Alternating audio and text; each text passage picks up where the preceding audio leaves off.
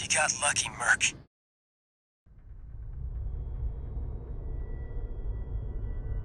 We're close to Rubicon. Wake the dog up.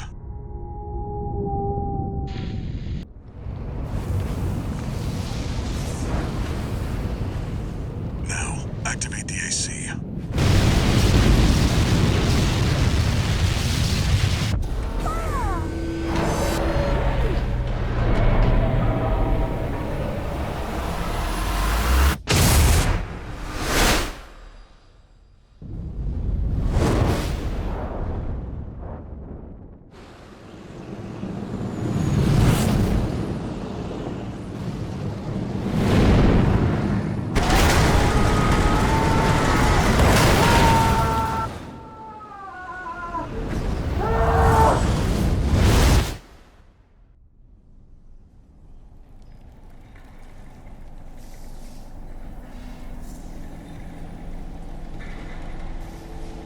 You'd think a 30-foot tall robot strapped to the teeth with weapons falling from the sky couldn't by any stretch be called a stealthy entrance, but here on Rubicon, it couldn't be called anything else. This robot mech is C4621, and we are here on behalf of our handler, Walter. Time to fly, 621. But he's not searching for blue candy, no. He sent us to Rubicon to track down a different, more powerful drug, coral. If we get our hands on Rubicon's coral, we'll make a killing. Plenty for a merc with a fried brain like you to buy their life back. This mysterious mineral has brought suffering, chaos, revelation, and most of all money to a great many. Why this magic mineral is so special? I'm not sure. But it's important enough to drop it in the middle of a war, just to try and find some. If we want any chance of succeeding at this, we need a name. So we loot some corpses and find ourselves a new one. Or maybe an old one? Rank fits the bill. This name hunt is interrupted by a hostile helicopter. Light work for an AC. Raven is our call sign now.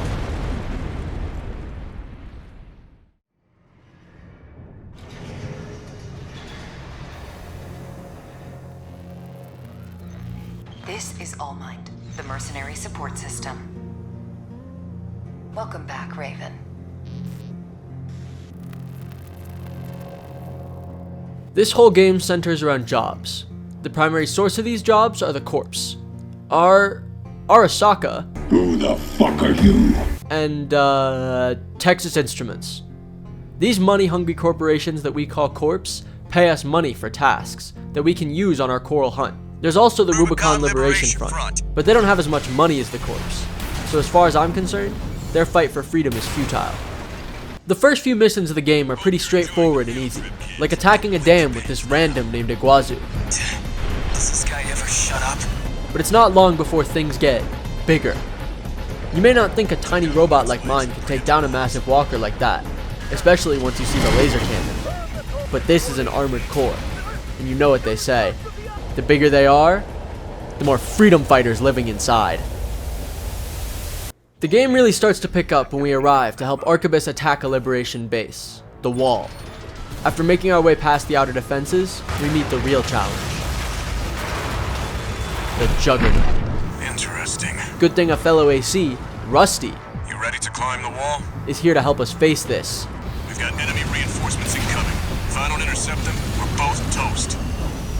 I hate to leave you like this, but you'll have to finish without me. He's gone. So much for our decoy. Well, no worries. You know what they say, the bigger they are, the... Defeating the Juggernaut solo is an uphill battle. It lays explosive mines, fires deadly missiles, and never lets up its attack. But with good play, even despite Rusty's departure, we might be able to hurdle this wall.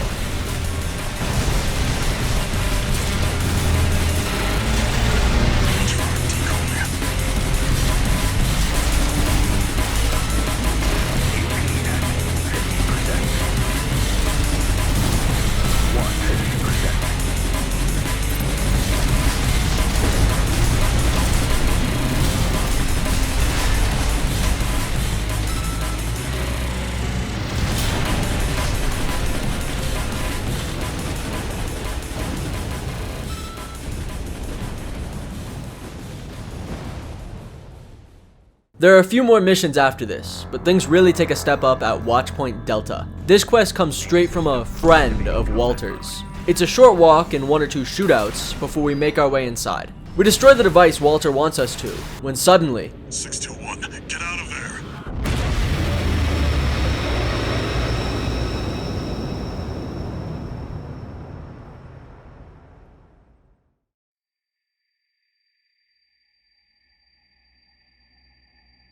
Who are you?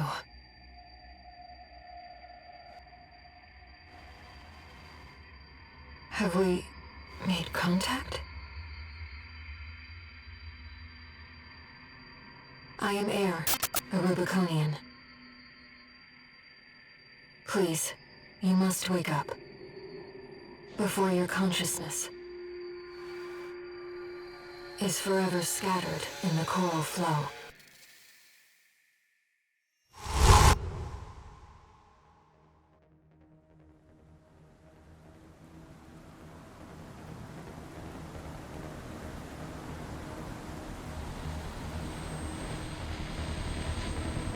Augmented human C4621. Vital signs confirmed. Disabling autopilot. Establishing comms link with him.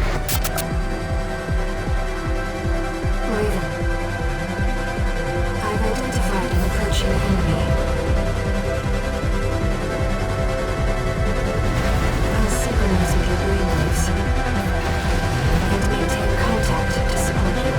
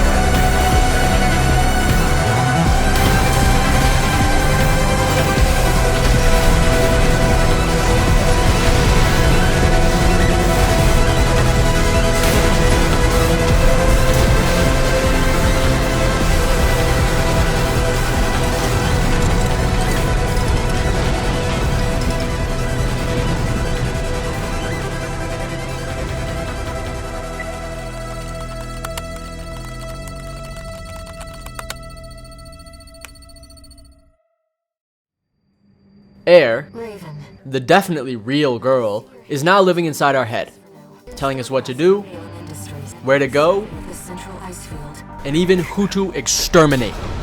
When the watchpoint detonated, we witnessed a great mass of coral moving through the sky and across the sea. The coral convergence. The direction it was moving was towards a massive ice shelf. So that's where we need to be too. But despite having ultra expensive death robots, we cannot afford a plane. So at the suggestion of Air, we can take a cargo transport cannon. To get to this cannon, we need to blast our way through a den of coral addicts, Outlaws who treat coral like a drug. gain the trust of their leader, Carla, Enough, tourists. It's been miserable. and make a mad dash to the cannon. Luckily, the path isn't too bad. Just dodge the space lasers. But once we do find it, the real guard shows up. This laser-shooting, stun-locking, power-slamming, coral-powered monster is an ancient defense weapon, known as the Sea Spider. Eventually, I pieced together a build that can dish out enough damage to destroy it before it destroys me. That's when I learned, it can fly.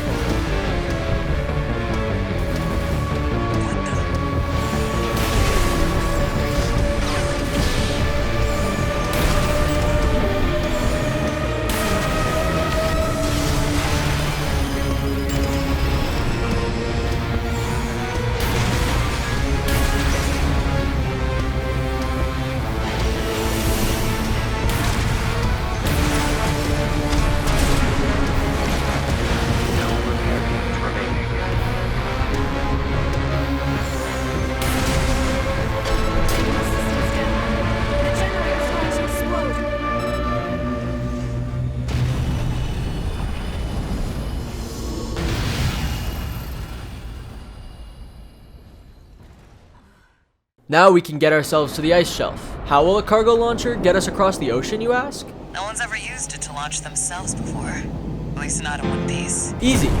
Just remind yourself that everything is cargo. Even you. Hope your luck changes.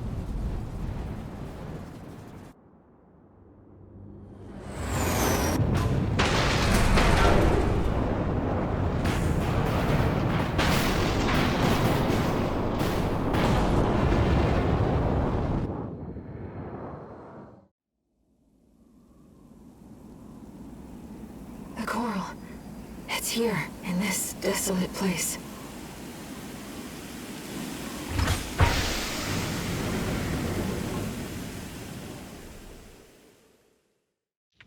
Main system. The ice shelf, a perfect place for the corps to wage war on each other. While participating in this warfare, a warship and enforcement squad descends upon us. It's not long after battling these new foes when their source is made clear. Over there. Trespassers to Rubicon, this is your warning. Disarm and withdraw from the closure area immediately. Resistance will be regarded as a declaration of war, and you will be marked for termination. The PCA makes no exceptions. The PCA. They're coming. Looks like we got a little too eager, 621. Us and the corporations both.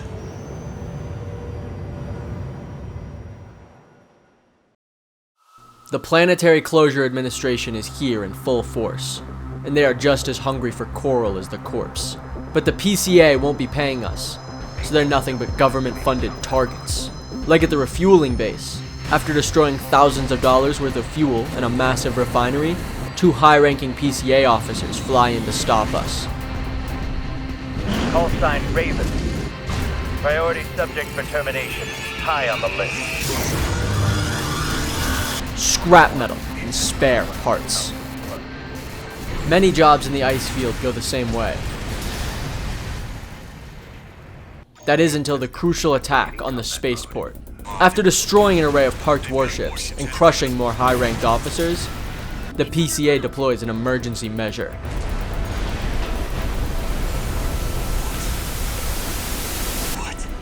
The Ice Worm, a weapon of immense power, developed by the Rubicon Research Institute, the same group that made the Sea Spider.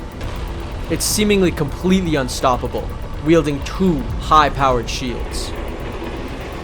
Wait, something's wrong. We only survive our encounter with it because it mysteriously chooses to fall back, giving us an opportunity to regroup and come up with a plan. But after some chores and the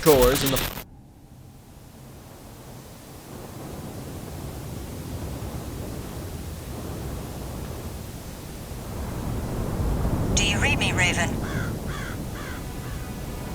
I've identified the target. That's the mercenary who took your name.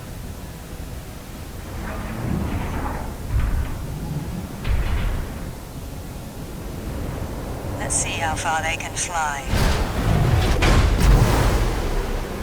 On borrowed wings.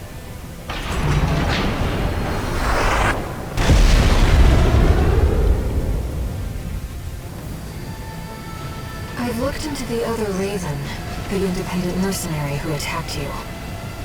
It turns out that Raven isn't an individual call sign. It's a title, passed down generations of mercenaries who champion the free will Raven stands for.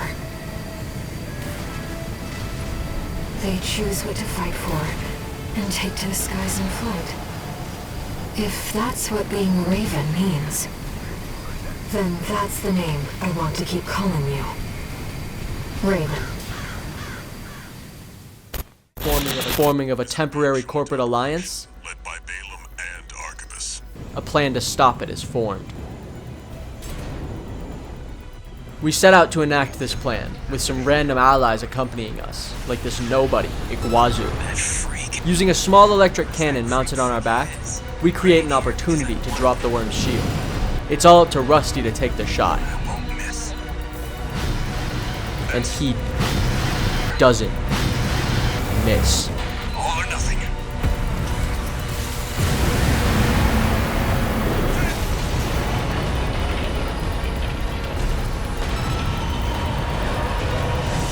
Is it over? Get clear, it's gonna blow!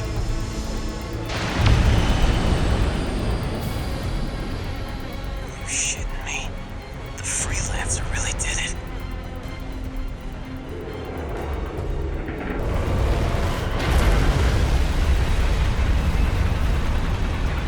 It's finally over.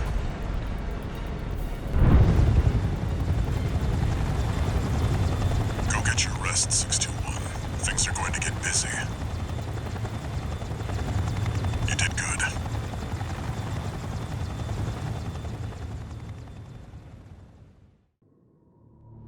With the PCA's desert power out of the way, 621. You ready? Walter leads us to Watchpoint Alpha, the strange facility that sits atop the place where the coral is converging, the place everyone on the planet is looking for.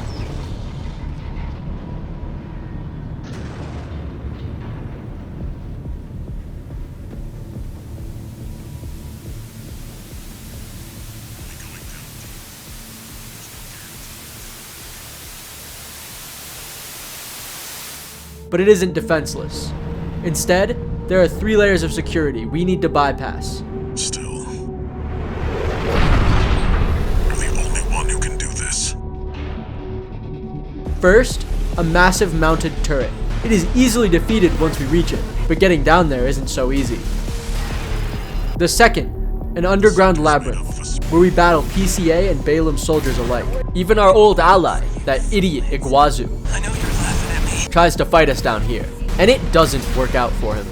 I don't think he'll ever do anything of note. At the end of this maze, a massive robot of destruction. Tearing this monster down is no easy feat. Ammunition at 50%. Third and final, a massive floor of lasers. But once we make our way inside their source, it's only a few shots away from an open path.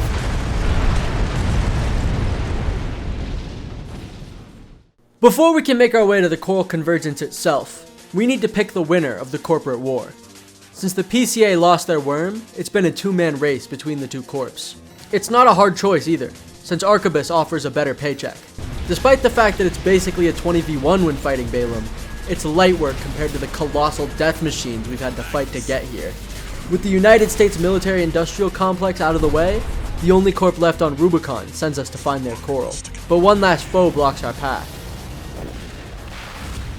Our old friend Rusty has been sent to stop us.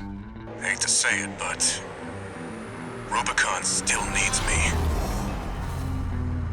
I don't want to dance to that tune. You're such a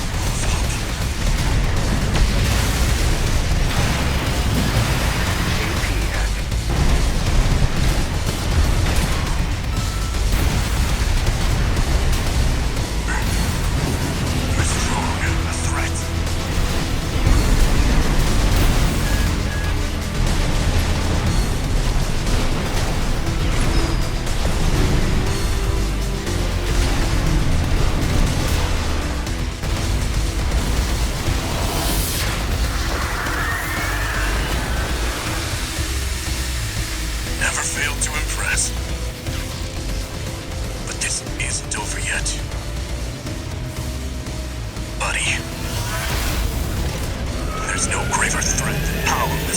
this.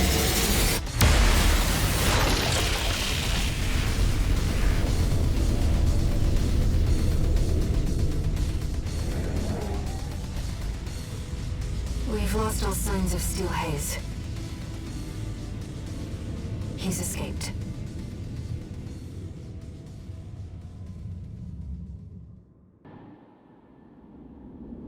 Institute City. That's where the coral convergence is taking place. 50,000 people used to live here. Now it's a ghost town. The corporate overlords told us to stay behind. But we made it clear we have other ideas when we fried their scouting squad. Now working as an independently funded mercenary of death, Walter guides us to a massive lake of coral, with a strange facility resting atop it. The coral's rising. It's building up faster than I'd expected. Raven, I knew Walter was... Unsurprisingly, the last stop on our journey isn't so easy. Something's coming. Unidentified machine overhead. A response.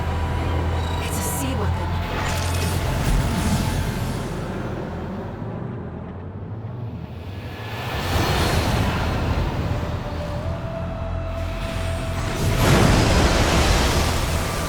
The final Institute relic guards the coral. The Ibis series. Still functional.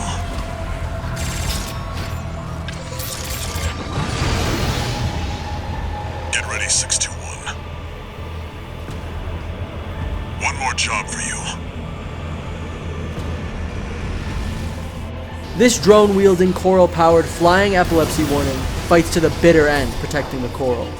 Just trying to land hits and keep up with it is a tall order. And even after its end, it simply refuses to die.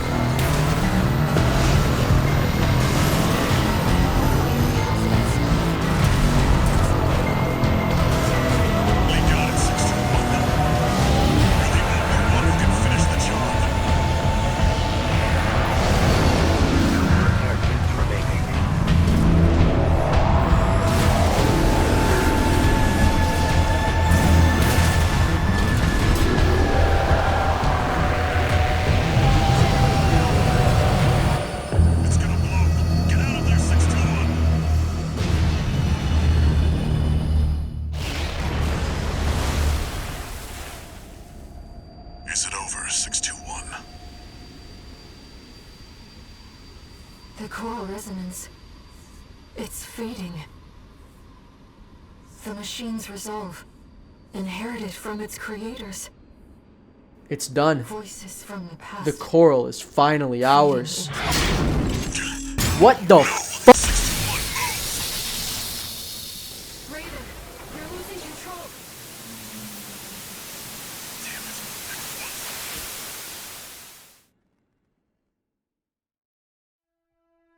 Arquebus won the Coral War. Handedly.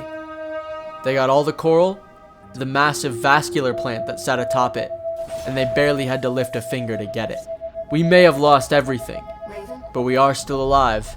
Well, Walter probably isn't. Let's not forget the Hound's master either. We will have our revenge. 621. Arquebus will fall, Feed the fire. and everyone on Rubicon will burn for their transgressions. Let the last cinders burn. Just as soon as I get out of this stupid mech! Luckily, it won't be too long stuck in this scrap heap, as Walter's close ally, Carla, Hey, tourist! comes to pick Having us a up. little trouble? She was the leader of the drug addicts. It's okay if you don't remember her. Through her, we learn of Walter's true goal here on Rubicon. You deserve to know what we've been fighting for. He wanted to destroy the coral. All of it. I'm sure he had some good reason for this. Maybe he was really working for the DEA, who knows? What I do know, his plan was to blow all the coral sky high. And now, that would take all of Arquebus with it. We need an explosion larger than one my robot can create to burn all the coral in the world. And luckily, Walter thought of that too. Get into position. A long while ago, we explored a sunken city. We returned to this city with Carla, It's time. and after taking control of it, Cinder Carla. Good job holding out, tourist. its true purpose is made clear. Now I'll show you what this city really is.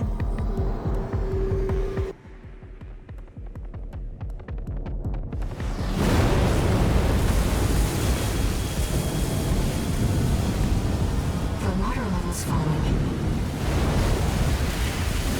No, the whole city's rising.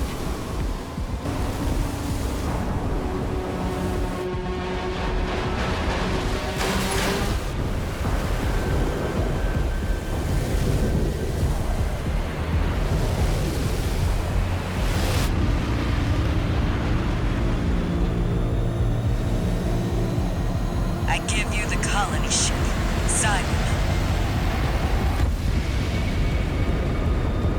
Walter's parting gift.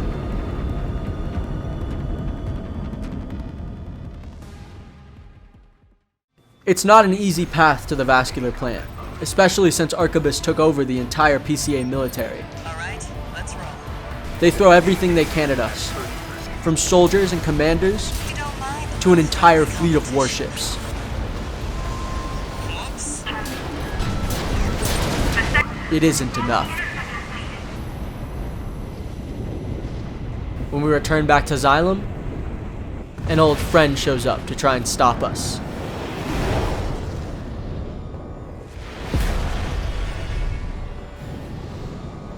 Here we are, buddy. I was right all along. You were just another threat to Rubicon. One last time. Alright, buddy?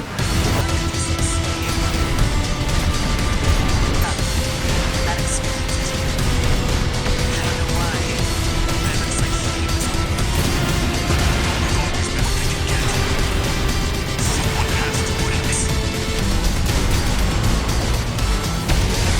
Where did this resolve come from?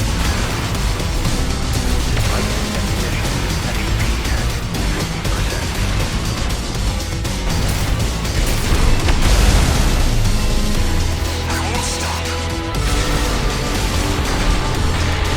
Chase the clouds from over Rubicon.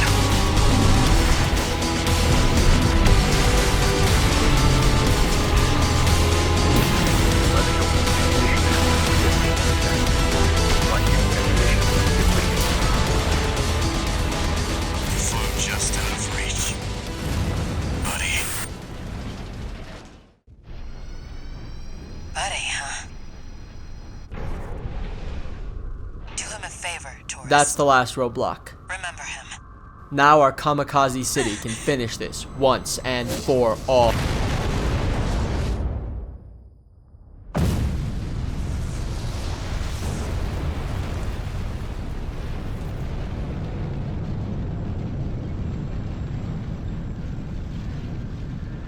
Satellite cannons? This isn't right. There's no way the corpse took the closure system. Who's controlling them?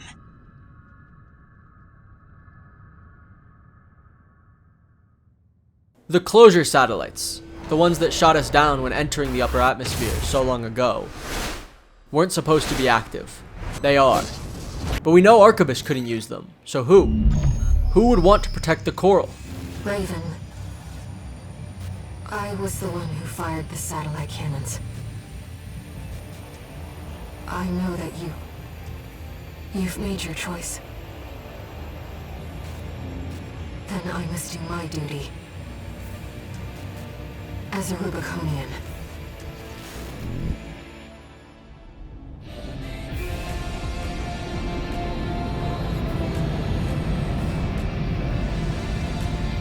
ship's pretty roughed up.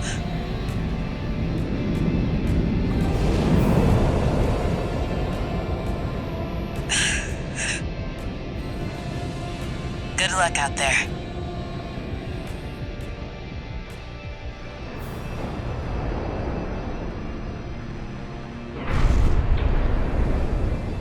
Raven. I know you can still see it.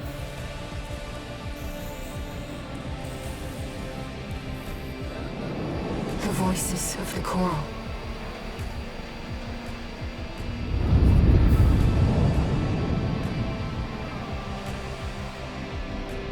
And yet you turned your back on our shared potential. You want to silence us forever.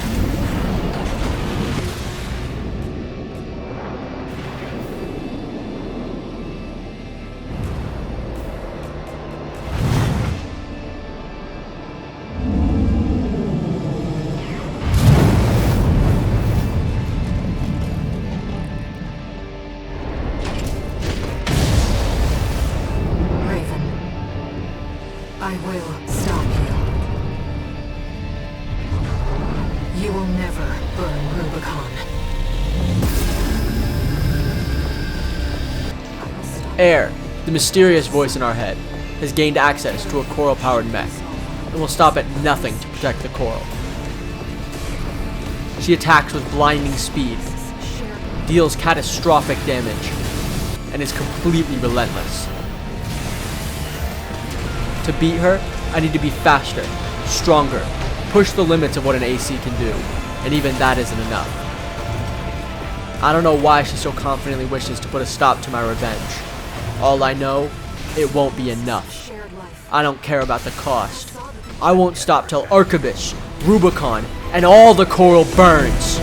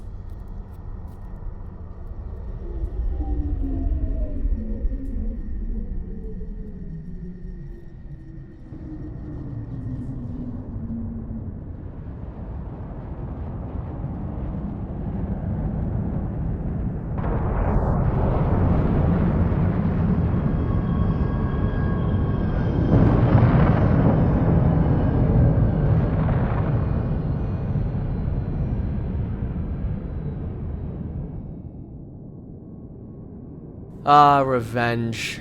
Such a delightful feeling.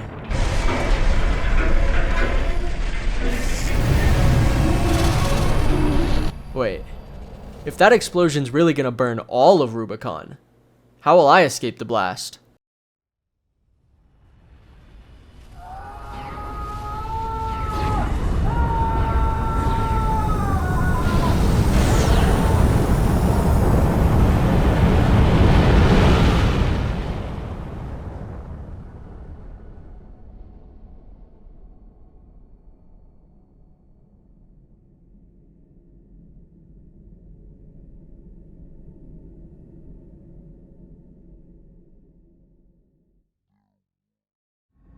Unlock condition verified. Playing back message. Sender, Handler Walter.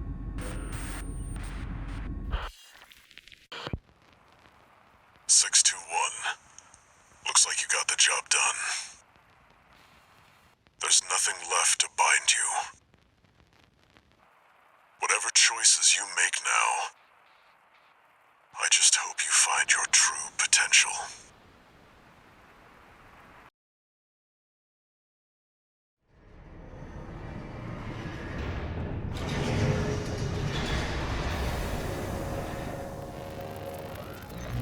This is Allmind, the mercenary support system. Raven, you've returned. Welcome back. Allmind anticipates great things from you.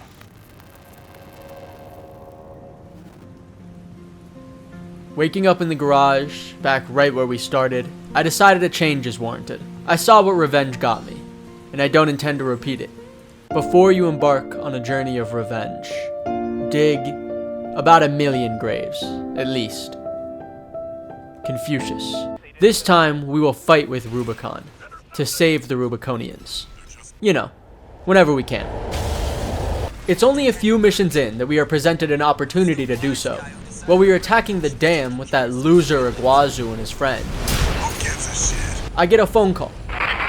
Raven, I represent the Rubicon Liberation Front. We want you to take out the 2 red guns. Our compensation will be double Balaam's offer. Awaiting your response. I accept their offer, ready for an easy early game mission, when I am shocked to learn these 2 fools got hands. I was trying to use a different type of mech for this part of the game, since I used a quadruped almost exclusively before, right? And I simply could not win. I tried build after build after build, but I just couldn't fight bipedally. Finally, I gave in, returned to the quadruped, and I still couldn't win. That's when I created it. My monstrous mechanical massacre machine. The real limits of what an armored core could be.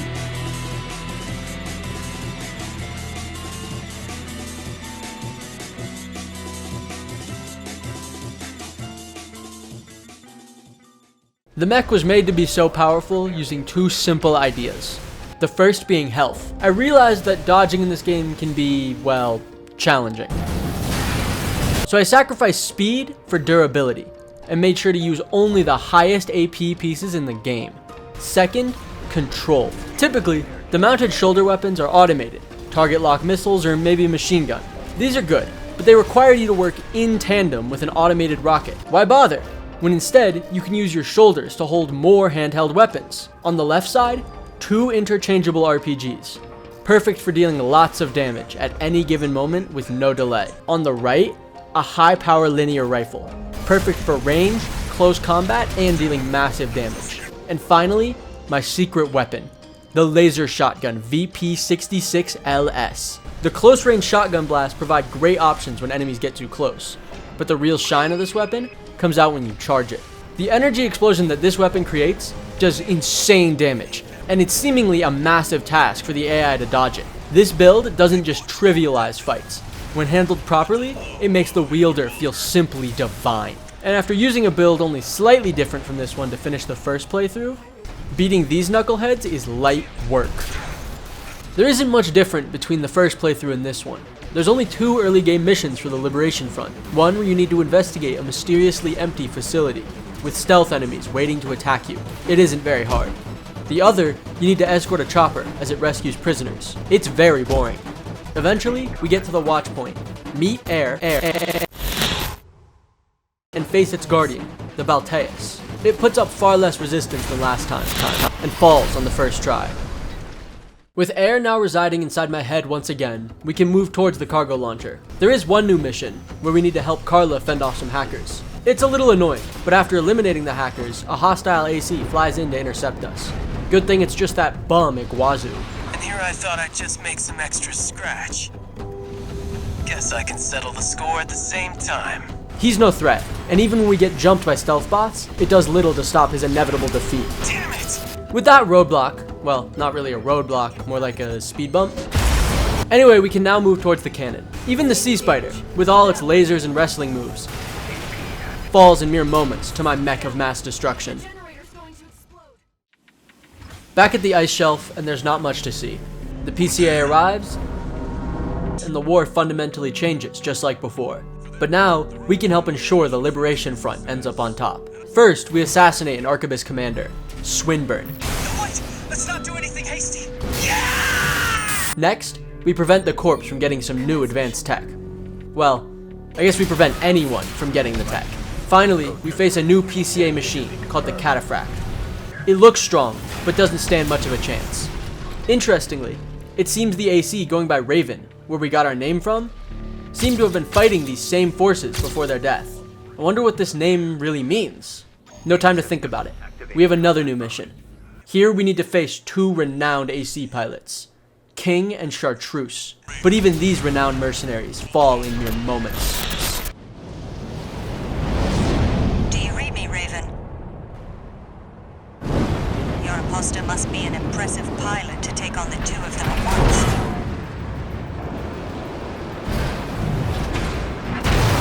Let's see how far they can fly. On borrowed wings.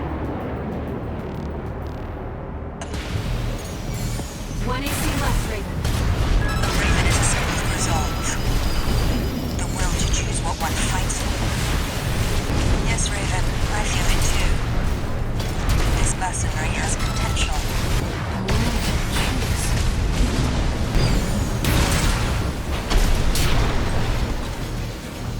Raven, we can still...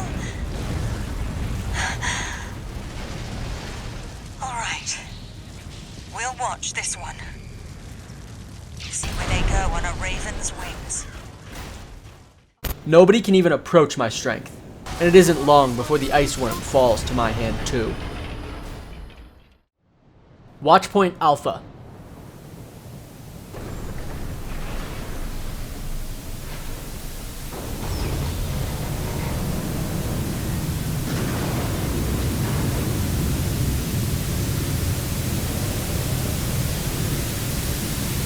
We blast our way through all three layers, without slowing down. This time, instead of single-handedly facing the Balaam army, we team up with a Liberation Front leader, and ambush Arquebus. Despite my teammates' inability to damage the enemy mechs, a 2v1 isn't even a challenge anymore. Finally, we can move on to face Rusty, when, out of nowhere, Rusty, wait. the Liberation Front leader we just fought alongside betrays us to side with Rusty. Despite doing every possible mission for the Rubiconians, they still turn on us. And little good it does them. Rusty runs away again, and the Liberation Front leader stands no chance in this battle. Without any Rubiconian support, we approach the Coral Convergence. And it goes exactly the same as last time. We battle the Guardian, and the same dude that stunned us before, a man named Snail, stuns us again. Despite the fact that we sided with the Liberation Front the whole game, nothing changed. Arquebus and Snail personally will pay. But this time, I won't burn the world to get revenge. I will use my power to save people. Maybe this time, I can save Air. Or Carla. Or Walter. Unfortunately, saving all these allies won't be possible. As we quickly learned, Air and Carla are directly opposed to one another. Air, as she has shown before, will stop at nothing to save the Coral. Carla is equally willing to burn it. This leaves a choice. Side with Carla and destroy the Coral, forcing us to battle Air and burn the whole world. Or eliminate Carla, allowing us to stop the Xylem and save Air as well as the rest of Rubicon. It's no easy decision, but I choose the one who's faced every challenge with me. Air, and her plan to be the hero, no matter the cost. In her death, Carla locked the ship's trajectory, meaning we need to stop it manually. Luckily, Air and I aren't alone. She sent out a call, using our name to garner attention. Beyond scorched skies, Raven fights on. To me, that means very little, but that alone amassed an army of Rubiconians to fight by our side, as well as inviting a certain buddy of ours.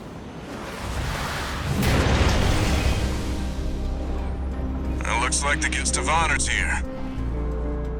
Hey, buddy.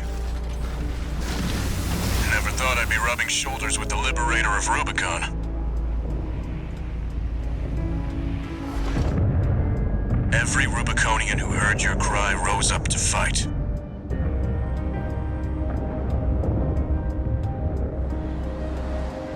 Let's show them there's a future for Rubicon beyond these scorched skies.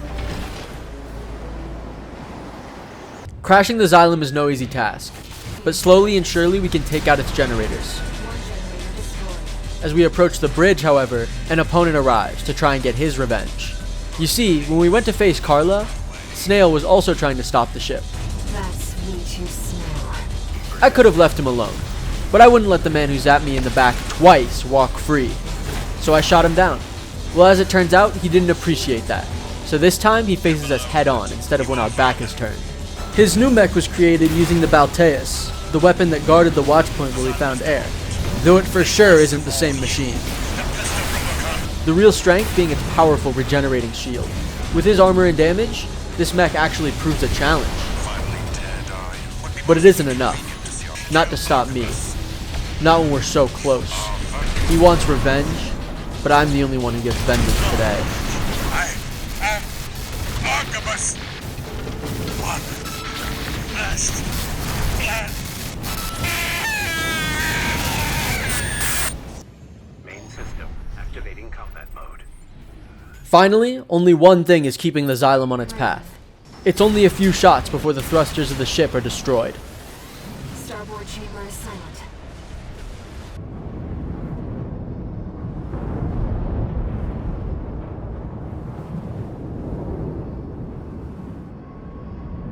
But just as it starts to fall off course, The Xylem is falling from orbit.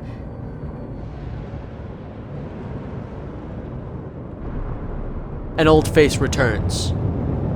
One last time. The coral's safe. Rubicon's safe.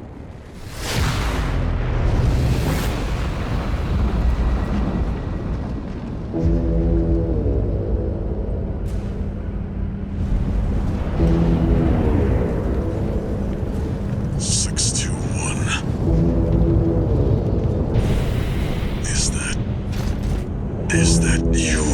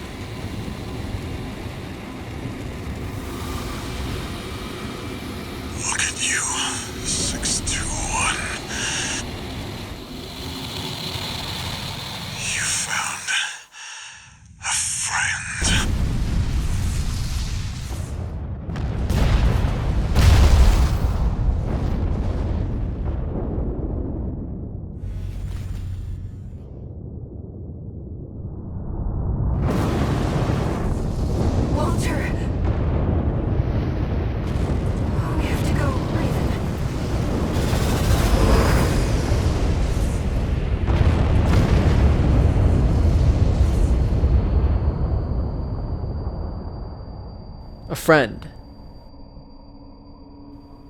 Air. Raven. One day, humanity and Coral will thrive together. You kept our potential safe.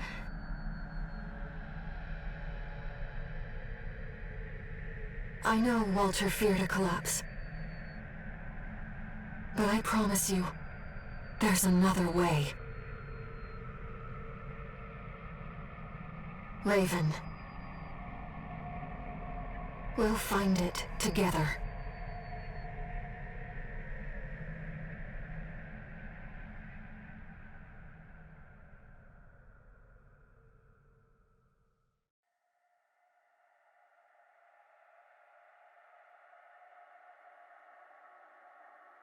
Raven. You took on my hopes, my selfish dream. Now, I want to see the future that you choose.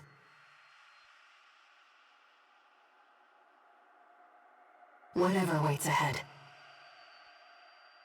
I'll support you.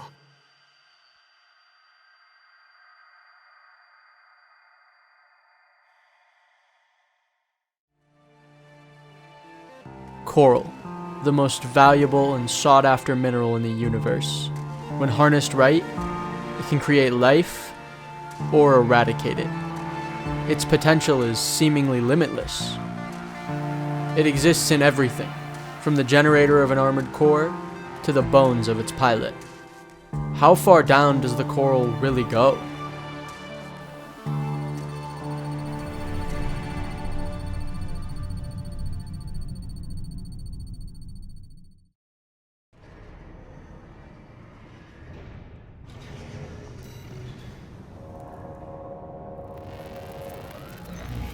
This is All Mind, the mercenary support system.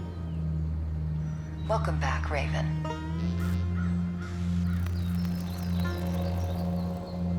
Third verse, same as the first.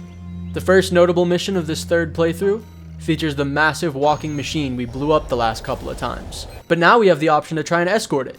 Finally, all the lives on board can be saved. What is that thing?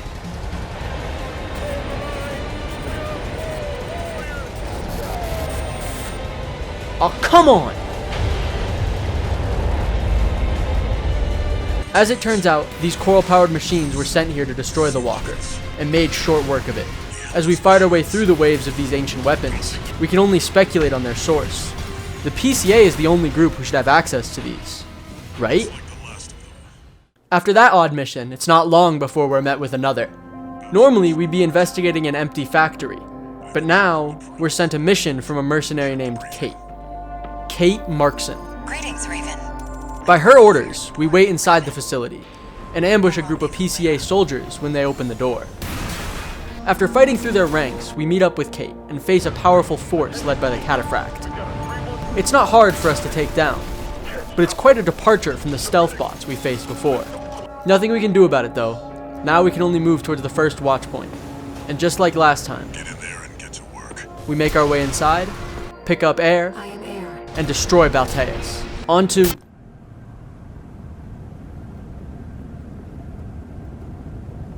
Raven. You need rest. But first, a warning.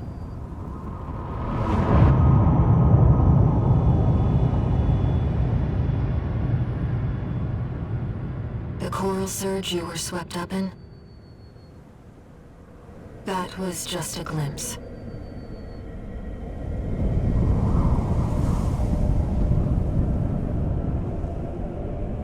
A premonition of the storm of flame that will burn Rubicon.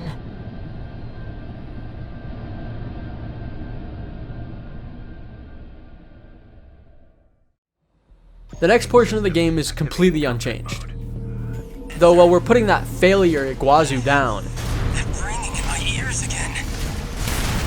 It'll be peace and quiet when you're gone. we hear whispers of something called the Release Project. They identified you as an impediment to the Release Project. But what is the Release Project? No time to solve that mystery now, Damn it! since we have to make our way to the cargo launcher. and it's not long before we find ourselves crossing the sea. Raven?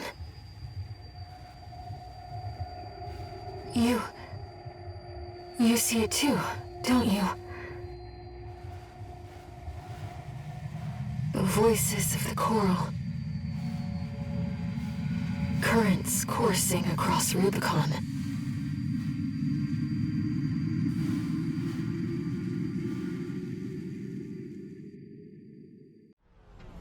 Things stay this course as we fight through the ice shelf.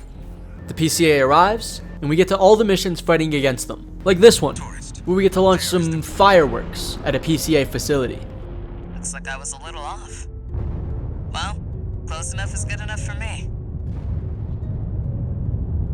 Raven, they really are like fireworks. A few missions later, when exploring the sunken city, Xylem, something different actually happens. Registration number RB23. Call sign Raven. Apologies for the intrusion. You have been followed. Contact is imminent. When a PCA ship is supposed to attack us, it is destroyed by the leader of the Liberation Front himself, Thumdalmayan. We're left no choice but to battle him, and while he doesn't pose much of a threat, he does say many strange things. You can see them too. The voices.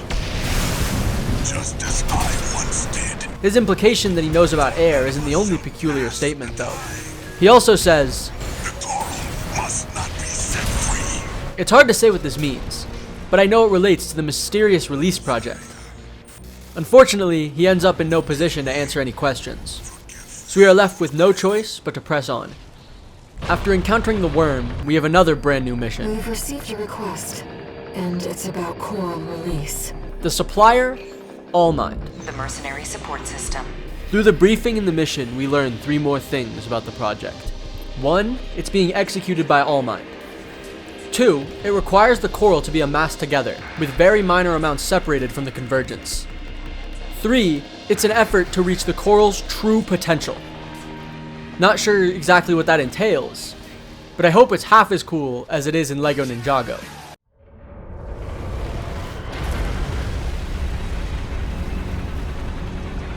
It's finally over. The blast will contaminate the area.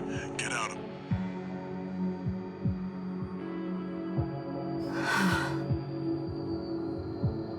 Coral voices.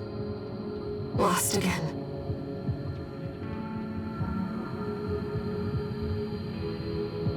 Raven. There's something I have to tell you. The coral.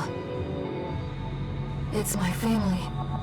My brothers and sisters. I am but a single wave. Born from the coral tide. A Rubiconian without a body. No one even knew I was there for such a long time. Raven, you're the only one who...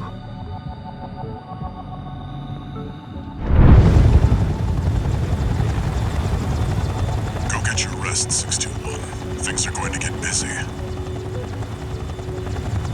You did good.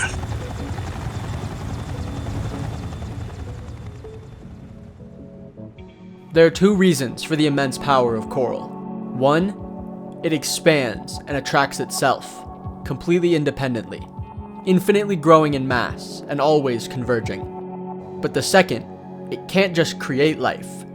It is alive, a living, cognizant mineral. The power controlling it would bring.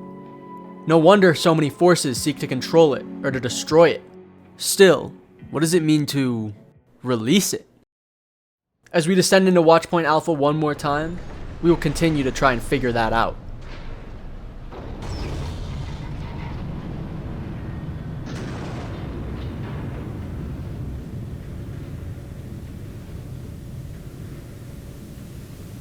You'll be going down deep, and there's no guarantee you'll come back. Nothing has changed with the Watchpoint, and it's only once we reach the bottom we are met with a new mission. Allmind, who is providing us a task yet again, has a loose end to clean up. There is an obstacle to the project that must be removed. An asset to the release project that betrayed our AI overlord. So we are sent to eliminate him. He tells us to stop working for Allmind, that we don't want the release. But it isn't enough to save his life. Rusty and his friend are no match for us as we march forward. But when we reach Institute City, Allmind gives us new directions. Switching to encoded channels. Rather than going to the Coral Convergence, we go straight to where Snail is waiting to ambush us and get the drop on him. Our fight is interrupted by that moron Iguazu. I'm nobody's dog. But it makes no difference when the dust settles. Different. Round 5. Iguazu down. All the obstacles now out of the way, and our name marked down as MIA. We can fly backwards through the watch point to regroup with Allmind and enter its protection. As we do, we see the chaos caused by Arquebus and Balaam trying to survive combat with Skynet's destructive robot army. A chain made of human links is easily broken. Once we reach the rendezvous, we destroy one last Arquebus commander, and can finally be accepted by the loving light of Allmind. Raven. Well done. Allmind hereby guarantees your protection. Invoking Allmind Administrator access, erasing all records of the subject in custody. Augmented Human C4621, Raven. Your safety is now guaranteed.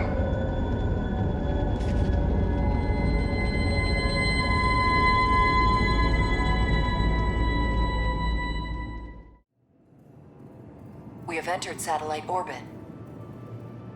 Release the subject from stasis. Understood, Master Allmind. Activating cerebral coral control device. Augmented human C4621 has awakened. Raven, you've come to. Allmind froze us, and it woke us up with a task. Raven. Air. You shall be the trigger for the change to come. Walter and Carla are still around, and even without us, they won't let the coral go unburned easily. They are now flying the Xylem at the vascular plant, where Allmind has the coral gathered. While they battle each other, we're left to stop the Xylem. We hear the combat over the radio. It's an Institute machine. No. It isn't hard to tell. Allmind is winning. Additional. Handler Walter and Cinder Carla have been dealt with. One final mission. What awaits us on the other side? It seems we've lost everything and everyone to achieve this release. Let's find out together.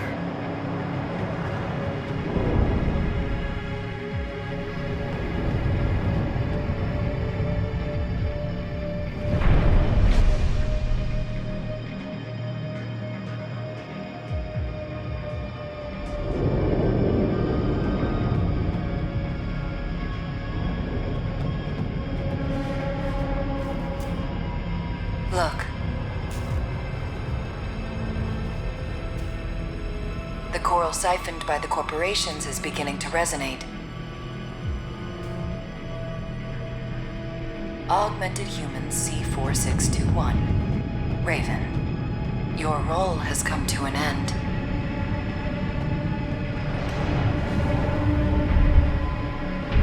Well, well. I've been waiting for this, freelancer. I became part of this monster, so I could crush you. This time, you will die. Allmind chose to betray us. The most powerful pilot on the planet for Iguazu? The dumbass who couldn't beat me in a fight this entire time? I rebuke this! I will not be bested by this abhorrently weak, simple-minded, fraudulent, makeshift mech-wielding, often-found yielding, AI-vowed fealty, directly disposed of, indignant, die-hard dumbass!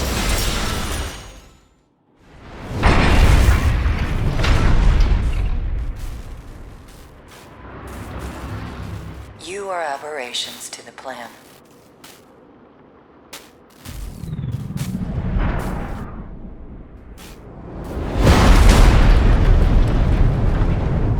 Irregulars.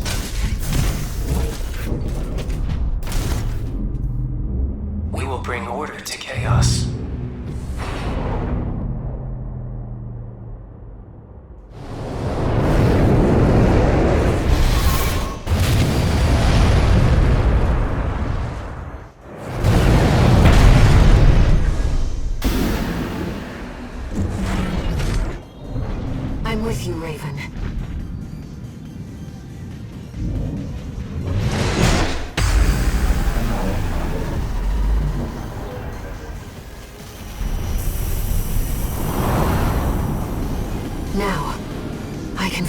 by your side.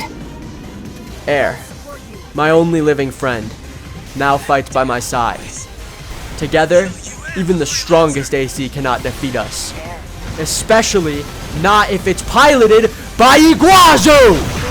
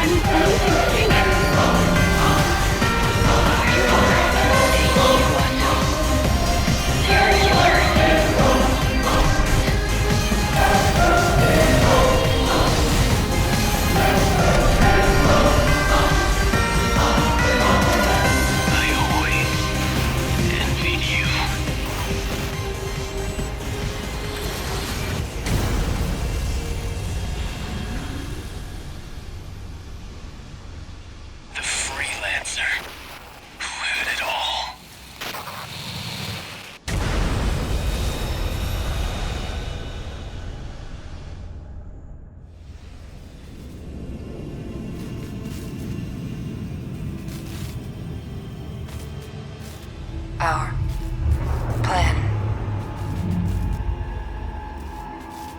Humanity. Creation's potential. We have the trigger. And we'll pull it ourselves.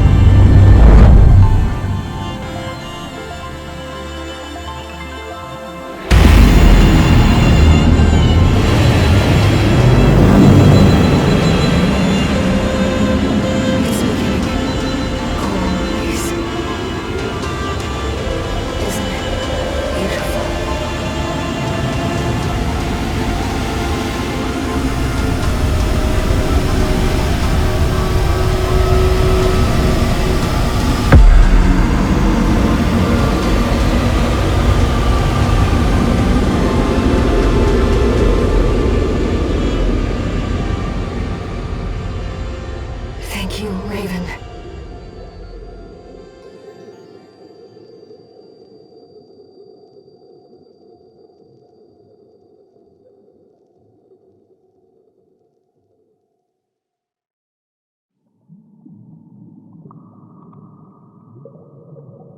Raven, you're finally awake.